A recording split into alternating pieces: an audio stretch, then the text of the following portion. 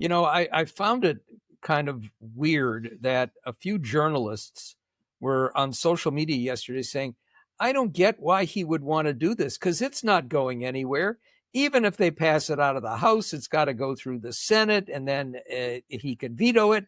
And I said, please, the last thing he wants is to have Epstein, Epstein, Epstein every single day. The more this drags out, the more it's Epstein.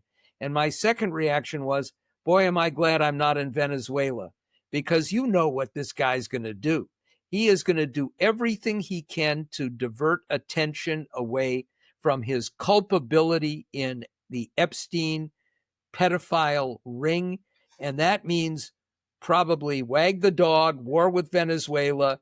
God knows what it'll mean for poor migrants. Another side story, by the way, this performative raid on an apartment building in Chicago, where they blew down all the doors, forced everybody out, and arrested 250 Venezuelans who they said were a part of Trenta del Agua, the gang, sent them to El Salvador, where they were tortured and sexually assaulted. And now they're in Mexico, and none of them have been charged with anything. So I expect more of that to go on as well. He is going to do anything, up to and including having American service people killed, so that he can divert attention away from Epstein. I've been amusing myself in recent days, because I'm a terrible nerd, with rereading the Declaration of Independence, coming up on its 250th anniversary. And I've been devoting special attention to the injuries that they assert have been inflicted on the people of the colonies by King George III. One of which was keeping immigrants out of the U.S. Another of which was undermining due process of law. Another of which was taking people without due process and having them punished for crimes out of the country, overseas. I mean, literally read the list of complaints at the core of the Declaration of Independence, and it's like Trump is going down the list one by one, trying to check them off. Not only that, I'm fully expecting him to go to the National Archives and take the original copies of the Declaration of Independence and the Constitution to Mar-a-Lago with him, and eventually putting them up on eBay, or giving them to his patrons in Russia or other dictatorships. It's quite remarkable. And then, of course, you have the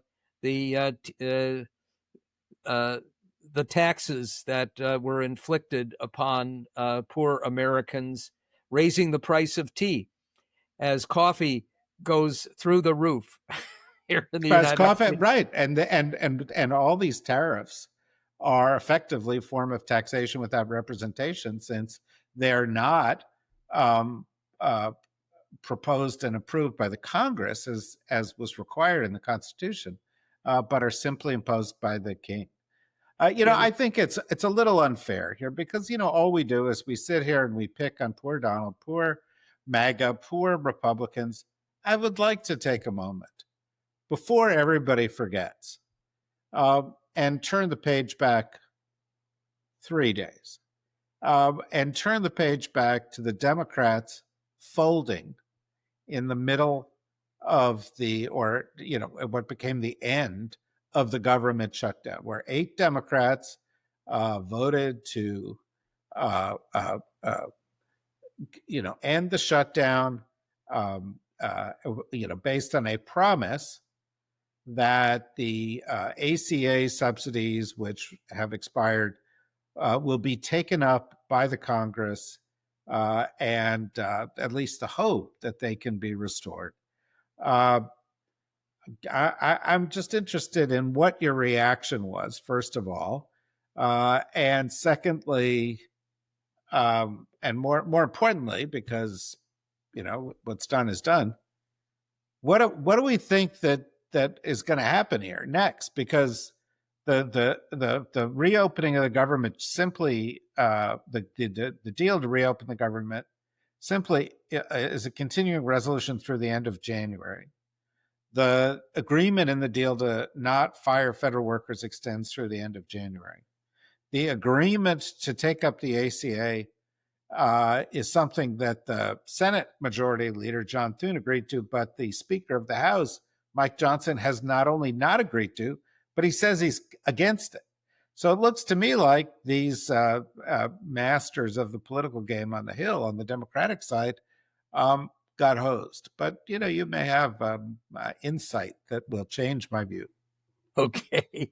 I will. Before we abandon Donald Trump, I do have to say that Jimmy Kimmel had a very good joke, which was everything Donald Trump touches dies, which is why Melania will live forever.